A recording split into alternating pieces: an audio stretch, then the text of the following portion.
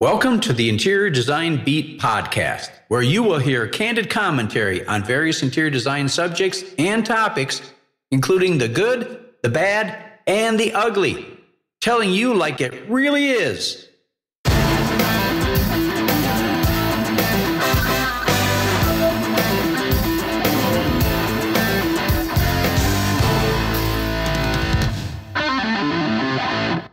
Hello, this is interior designer Steve Adamko, and welcome to another episode of the Interior Design Beat podcast.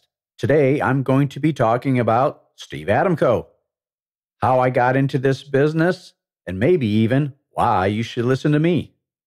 Well, to start out, I was very interested in carpentry ever since I was 5 years old. My dad was in construction. He was a carpenter.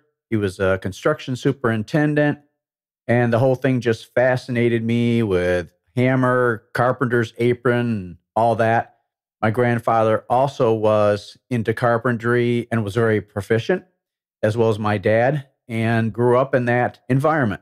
And as I got a little older, I think it was around seventh grade that I discovered, or they had classes in drafting, which I thought was fascinating. And loved the old drawing board and the T-square and the triangles and the mechanical pencils. And wow, I was so excited that I would even go to class in a snowstorm. I mean, I just loved it. Then progressing onward, I think it was about maybe 10th, 11th, maybe 12th grade, that I got a lot more interested in architecture and in buildings and design and obviously construction. And I liked everything about it. And I loved geometry. But one of the aspects was you had to take calculus. I could get through algebra, but calculus was like, oh, I don't know if I want to get that deep into it. I'm very much into aesthetics and everything, and design and construction and ambiance and the whole kit and caboodle, or the whole enchilada, if you will. But I had a problem with that calculus aspect. So I started looking around, and I came across a book that was instrumental in me getting into interior design because it, for me, encapsulates carpentry, architecture, and interiors. And obviously, we all know that buildings are constructed so that we can have interiors. And I surmised that you could do more with an interior than you could do with the exterior, because with every given building, you've got a certain facade, but with all the rooms, you can do a myriad of things inside that you really can't do with the rest of the structure. And you can always change things a lot too, in terms of the architecture or the interior architecture, as well as the furniture and furnishings and everything else that goes into creating an interior. And the fact that the interior is the part of the design that touches the human being, that touches people more directly than the architecture can, even though, there's form and shape and volume and scale and proportion, all that, which creates a dynamic scenario. Still, the interior is where we really live. We have to have furniture, fabrics, and all that to inhabit a space. Now, I should also mention that part of the influence, or a major influence, was my grandfather and my father. My grandfather was a carpenter and really self-taught in carpentry and plumbing and electricity and all of that. So he was pretty phenomenal. And then my dad was in construction. He was a carpenter, also a construction superintendent. And so that's where a huge amount of influence impacted my life. So getting back to being in high school, everybody considers and maybe does some research in what do they want to do with their life? What do they want to do in college? If they want to go to college, if they want to learn a trade or what have you. Well, I came across a book by an interior designer, Michael Greer, and the title of the book was A Definitive Study of Your Future in Interior Design. Well, I remember reading that book, and it made a big impact on me. And quite a few years later, I was able to get a used copy of the book and just kind of relive the whole thing. So anyway, he came into the design field in the same way that I did. So in the book that Michael Greer wrote, he had to give up his ambition to be an architect when he flunked calculus in college. It said that was his last failure, and it led to his greatest success, reaching the top in the interior design field while still a young man. Well, I never flunked calculus in college because I never took it. So once I came across this and realized in high school that I didn't want to go that direction, well, obviously, I decided to go with interior design.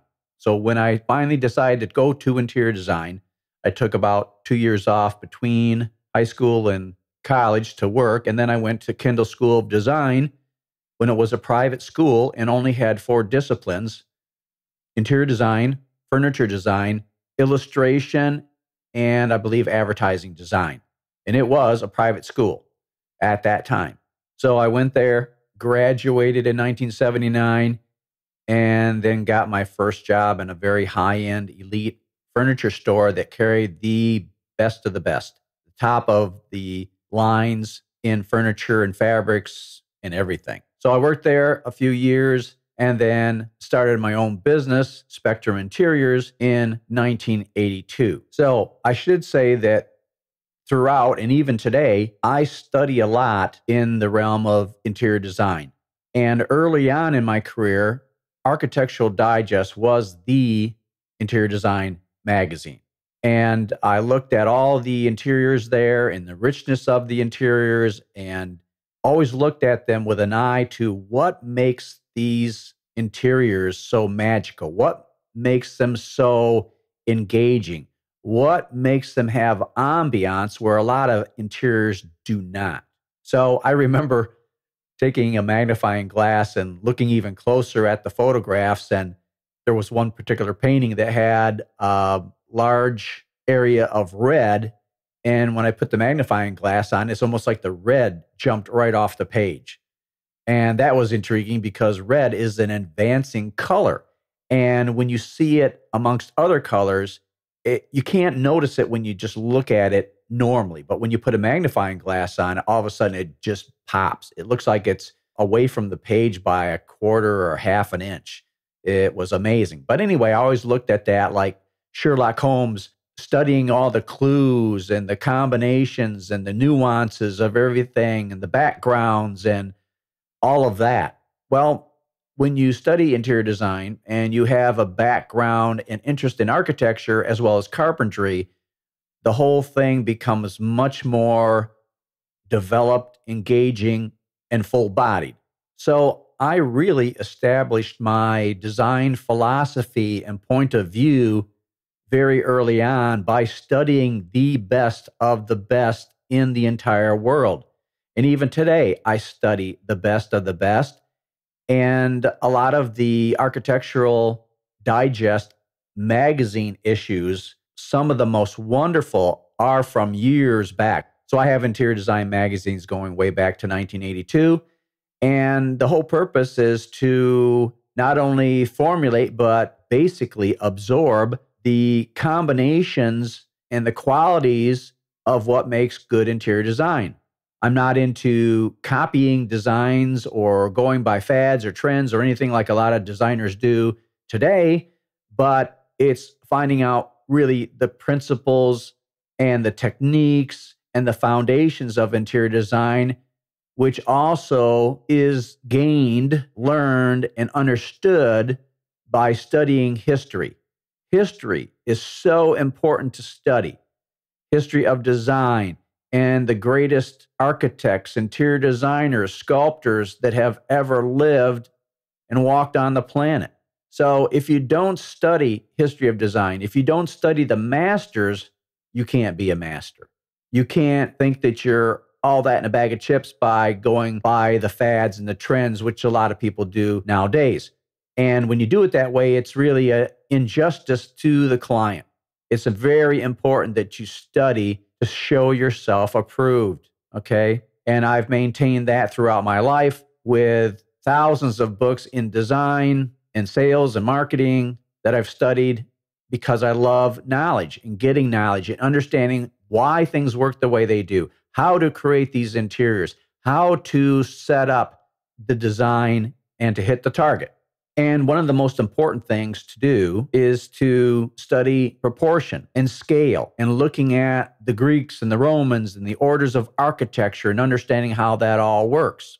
Now, one of the big aspects of my life is that I've got God-given gifts to see things done before they are literally done. In other words, in my head and imagination, I can see, sense, and feel exactly what the interior design is going to be looking like and feeling like way before it ever gets there. I mean, from the initial conception of the project. So without that, I wouldn't have, and I wouldn't be nearly as good as what I am. But having that ability to see the unseen before it becomes a reality is a gift that any top-level interior designer needs to have and should have. And it's also a blessing for the client because they're getting someone who can see the unseen. Not wait until it's already there and say, I didn't really know it was going to be like quite like that. I can tell people exactly what it's going to look like and exactly what it's going to feel like. And it's always more than what I tell them. And I tell them in quite a bit of detail, but they are amazed that I'm so accurate and so on target and hit the bullseye, which I have been doing for the past nearly 40 years. Always hitting the bullseye because I know how to set up the target. And setting up the target is asking the right questions and getting the right answers and delivering the right results. It is critical to my success.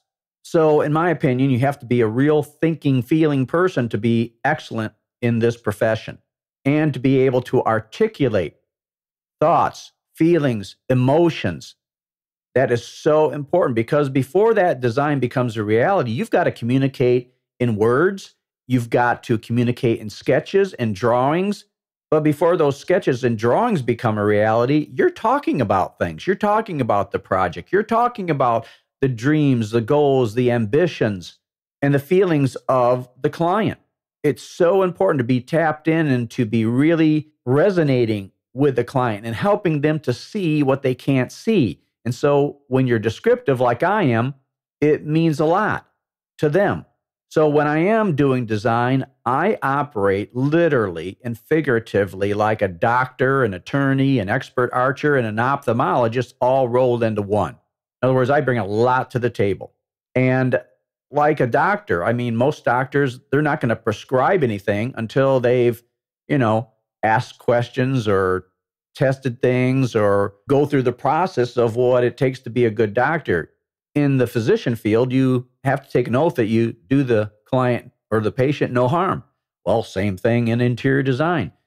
But you've got to ask the right questions and look at different things and look at the data, whatever that may be.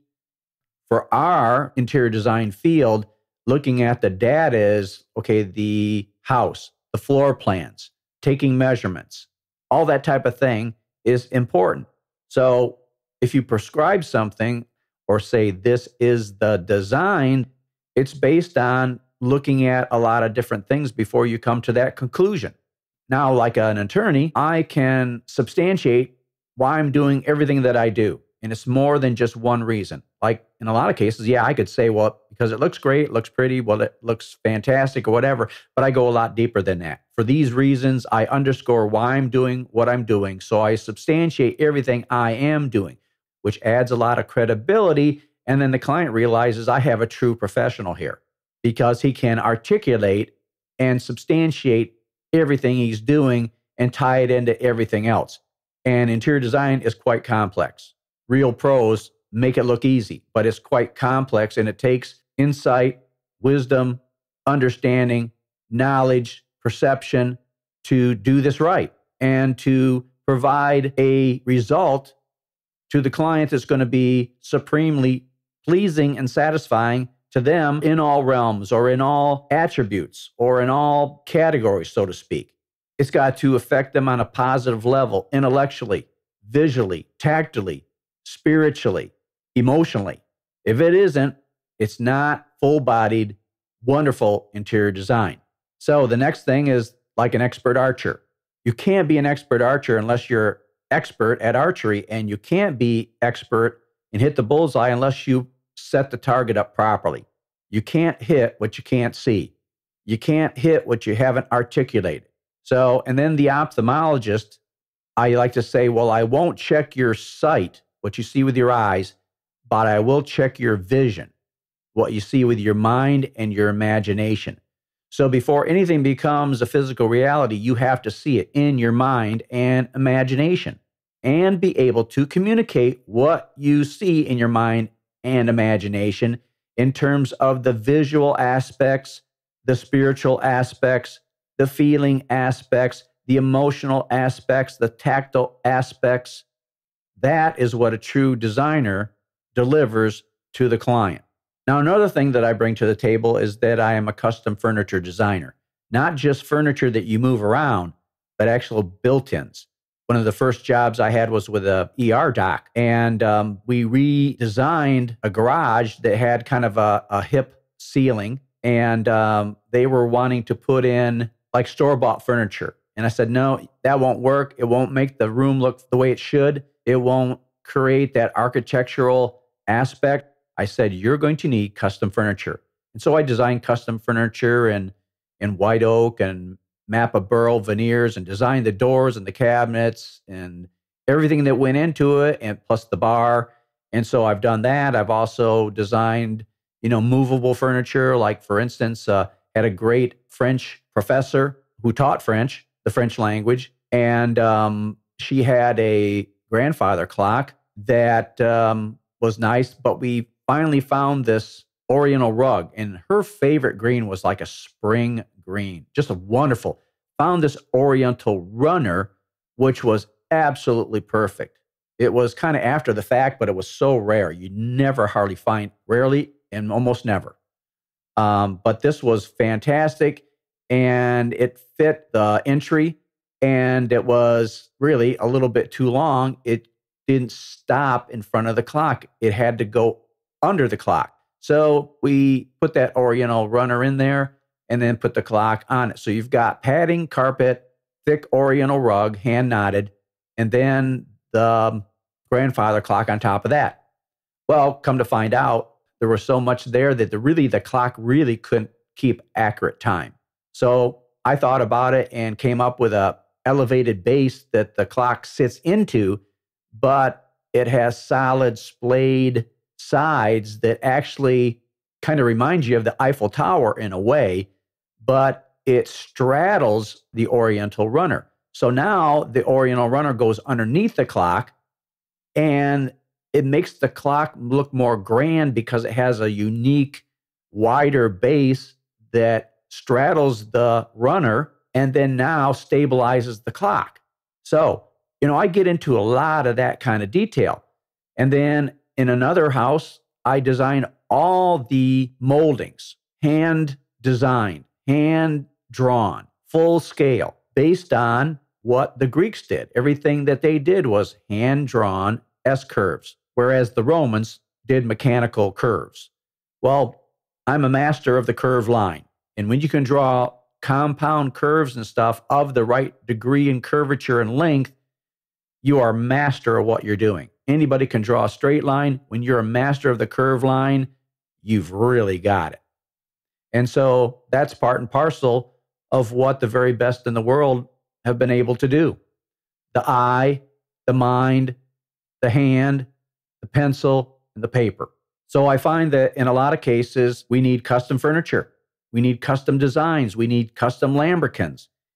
So anything that has to be designed custom, I design it right from scratch. And having a handle on form, shape, proportion, and texture, that puts me in the supreme position to design custom furniture, cabinetry, built-ins, and anything that's architectural, whether it be fireplaces, custom handrails, custom balustrades, custom staircases, the whole bit. Then everything is orchestrated. Everything is orchestrated and designed to act like a musical symphony, which is what interior design should be. It should be musical. It should touch the heart, the emotions, and the intellect, as well as the eye. And then the next important thing that is extremely critical is lighting and lighting design. which I'm a lighting designer. It's not where you put let's say we talk about recessed lighting. It's not necessarily where you put the cans, though that is extremely important. But the can is really like your hand. It only holds the light bulb, or what we call the lamp. Not the lamp as in table lamp, but the light bulb is called a lamp. And each lamp has its own beam spread, intensity, and color. Matter of fact, color is not inherent in any object. Color is only inherent in the light. When you turn the light off, you see no color. And most of the colors are based on the sun. And then we have incandescent. And then we have fluorescent and all these other ones. And then we have PAR 36 and MR16s that are color corrected. So the greatest spectrum that a lamp has creates a greater spectrum of colors that you can see. So when I do lighting design, it's called a reflected ceiling. In other words, a floor plan is a floor plan, but a reflected ceiling is like, it looks like a floor plan, but you're seeing the ceiling. So it's kind of like the walls, the floor plan, you're seeing a floor plan as you're looking down on it, and a reflected ceiling plan is like you're looking up at it. So the positioning and the lamps and the voltage and the wattage are all important. So when I'm designing, it's for the maximizing of the interior and increasing its presence, the emotional value, and bringing out color, texture, form, and proportion. So everything is how it's lit, and that can really make it or break it. So you have to consider all these things together as harmonizing and working together. So the dramatic aspect of an interior cannot be relied upon to get that dramatic effect just with sunlight, because that is dependent on the positioning of your windows and how large those windows are, whether the sun's shining or not. But with lighting, interior lighting, it doesn't matter what is happening outside, whether it's sunny, cloudy, or nighttime. But that's where you get the drama. When you go to a museum, when a sculpture or painting is lit properly, it has a certain drama to it. And that adds to the excitement in the interior. So lighting is so critical that you do it right, because you can do an interior design with wonderful furniture and everything. If it's not lit properly, or things are not properly considered as to table lamps, uplights, torchères, and sconces, and downlighting, and everything like that, it's not going to turn out like it really should. It's not going to reach its full potential. And then another huge important aspect is knowing how to combine a myriad of materials: marble, wood, stone, fabrics, everything that goes into an interior, down to trims, braids, tassels, everything, right down to the nitty-gritty. So you have to be able to control everything from the biggest all the way down to the smallest accessories and everything, putting them together, because when you keep adding, if you go from one item and then two and three, and you get up to hundreds, if not thousands of items, you've got to know how to control the whole ebb and flow of that, so it comes up with exactly the right presentation, the right emotion, the right ambiance. And most people, they can't do it. Once it gets that complex, and it's like music, you've really got to know a lot and be on top of your game and be good and be able to see and feel that everything that you do is going to affect everything. Kind of like when you're cooking. Everything that you do, every little bit of salt or pepper or spice or herbs is going to affect the overall taste. So that is the same way in design. It's going to affect the overall taste and smell of whatever it is you're doing. And so to be able to imagine and to orchestrate that in your mind and be able to deliver exactly, precisely what that should be, well, now that's in the elite category. And most people don't operate in the elite category. Very few designers operate in the elite category. So we're talking about the level of Architectural Digest. And so when I'm designing custom furniture, and I think there was a room that I did that was a master bedroom with custom tables that I designed, custom bed coverings, custom pillows, custom drapery, everything custom finishes on high-end furniture, where you've got a bedroom that's Louis XVI as a architectural interior background, and then everything is built to relate to that. In this case, it was in an eclectic way, but also in a very traditional manner. So we had a bed, nightstands, a secretary, a chair, two armless chairs next to the fireplace with a big ottoman, then another settee with a pair of chairs opposite, another chair and ottoman for reading. So the seating in that room was, for all practical purposes, 12 people. If you wanted to, you could have a big get-together in that master bedroom, and everybody would be comfortable, including, the benches as well.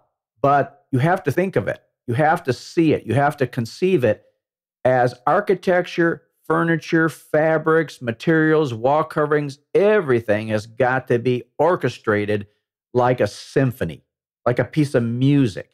And all the details matter. All the nuances matter. All the transitions matter. That's what I bring to the table. That's what I deliver each and every time. And the other thing is that when I do a design, I do it in such a way that I ask the right questions to get the right answers, to deliver precisely and accurately the right results. So I'm like a Sherlock Holmes, but I want to dig into this like an archaeologist, which is one occupation I always wanted to get into. I wanted to be, in the earlier years of my life, an archaeologist. After I discovered reading about Carter discovering King Tut's tomb, because I always like Egyptian culture, I always like Egyptian history and their furniture and the pyramids and the Greeks and the Romans. So the Egyptians, the Greeks, and the Romans, I've studied extensively, and they did amazing things. And to a great degree, those cultures were like the most elite, phenomenal cultures that ever existed. And all those cultures had a high degree of elegance, just beautiful, beautiful, beautiful stuff. And you look at what they accomplished with nothing but hand tools. It's just absolutely amazing. I wish I could. It would be great if somebody had movie cameras way back then. You could see home movies of the Egyptians and what they did and how they built the pyramids and how they built the furniture and how they constructed their fabrics and wove their fabrics and how the Grecians put up the Parthenon and how the Romans did all their thing. That would be fascinating to see all that. But lo and behold, you can only imagine. One of the other things that a lot of my clients comment on is that I'm an absolute master and expert in putting fabrics together, and a lot of them, in order to say something. And so it's important to have clarity, that your room doesn't look jumbled and it isn't like it's talking in a mumble type of communication. Your room shouldn't mumble. It should talk with clarity. It's so important. Most people just don't know how to handle it because a lot of clients just don't know enough about interior design to understand whether it's good or bad. And that proliferates around the globe. So that's why I believe so much in education. That's why when clients work with me, they get me. I'm also educating them along the way so they can see and understand what I'm doing and why I'm doing it. And when they get me, they get me. I'm operating on multiple levels in multiple categories all at the same time. It's kind of like a supercomputer. I mean, I'm looking at things from a visual point of view, the aesthetics, the emotional point of view, the spiritual point of view, the tactile point of view, simultaneously. So when clients get me, they get me personally. They don't get an underling. They don't get a hireling. They don't get a junior designer. They get me all through the project. And that's the way they like it. That's the way I like it. Because a lot of people can't do what I do and operate on those multiple levels when choosing furniture and fabrics and everything. And as you get into the higher reaches of the number of things and elements that go into an interior, it becomes even super important. It becomes super important that a person knows how to handle that, and I can handle it. So I operate on multiple levels simultaneously. So when somebody gets me, they get me uniquely. There's no other person that I've met that operates at the level and how I do it and the way I do it and how I integrate all of this and how I'm able to teach somebody and instruct somebody and explain something. Because there's a lot of people that can do it well, but they can't really teach it or explain it well. I can do both extremely well. So that is so important, the communication. Like in every relationship, interior design or any other relationship, communication is of the utmost importance. So I wanted to give you some insight into who I am, what I do, how I think, and how I work so that you can understand why when I say something, you really need to listen to what I say because I operate in the realm of excellence, not in the realm of average and mediocre. I have nothing to do with average and mediocre. Matter of fact, in my book, I just kick it to the curb. So with me, you get excellence and you get confidence and security knowing that what I say you're going to get, you are going to get precisely, exactly the way I say it. And when you see it, you're going to realize, wow, like so many others have said, did I tell you how that was going to look and feel? Yes. But did I tell you precisely? Yes. But it's greater than we even imagined. Well, that's the way I want it. I know what it's going to look like. I'm confident in everything I do. But when they see it and they're elated and they are just, overwhelmed with that. But I'm serious about what I do. We have fun when we're doing it, but we're also serious because we're talking about serious money. And so I operate at a high level and it takes a bit of money to work with me and to do the things that we need to do. So from the client side, I have to have a client that understands and appreciates and celebrates what I bring to the table. If they don't work with me, period. I fire them. Yep, they're fired before they even get started. And if they don't act right through the process, they might get fired in the middle of the process. So mutual admiration, respect, and celebration is important because it is like a mini marriage while the project is going on. So that's what makes an interior design phenomenal. It's all the elements and the people working together, skillful people who know how to do what they do, who are experts in their field of expertise. Now, I have to be expert in a lot of areas: design, carpentry, architecture, all of that, to be able to pull it all together. And in many jobs and cases, residential and commercial, banks, country clubs, and high-end residences, in many cases, I have led the architects. So having a respect for architects and having a knowledge of architecture is of supreme importance so that you can talk with those people. And since I'm a carpenter and a licensed builder, I can talk about tools, hand tools, power tools, joints, all kinds of things, so I can communicate with electricians and carpenters and all that. And they respect me because I'm not coming in there without the requisite knowledge. I can talk with them about saw blades and all kinds of things. So that is extremely important. So anyway, to capsulize all this, yes, I bring a heck of a lot to the table. And for clients that appreciate somebody who brings that bravado and expertise and experience and wisdom and knowledge, well, I'm your man.